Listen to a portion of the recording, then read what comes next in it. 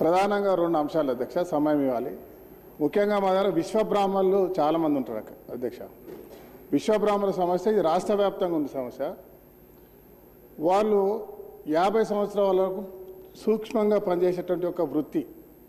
ఈ మధ్యకాలంలో అనేక బంగారు షాపులు, రెడీమేడ్ షాపులు, రాజస్థాన్ నుంచి ఇతర ప్రాంతాల నుంచి ఇక్కడికి వర్కర్స్ రావడం వల్ల విశ్వబ్రాహ్మణులుగా పనిచేసేటువంటి హౌసుల వాళ్ళకి వడ్రంగులు ఇతర వ్యవస్థలో కూడా పని లేకుండా పోతా ఉంది.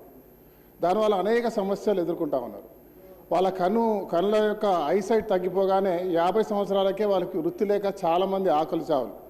వాళ్ళ పిల్లలు ఏదైనా చదువుకొని ఉంటేనేమో వాళ్ళ కుటుంబాలు బాగున్నాయి, తత్తిమ వాళ్ళందరూ కూడా కూలిపోయేటువంటి పరిస్థితి. వారి అంశంలో ప్రత్యేకంగా ఆలోచన చేయాలి. పెన్షన్లు ఆ 50 సంవత్సరాలకి ఇచ్చేటువంటి ఒక అవకాశం కల్పిస్తే బాగుంటుందని ఆలోచన. దాంతోపాటు అధ్యక్ష, పక్క రాష్ట్రాల్లో వారికి కనీసం ఏదంటే పుస్తే మట్టలు చేసేటువంటి ఒక జీవో తీసిరు అధ్యక్ష.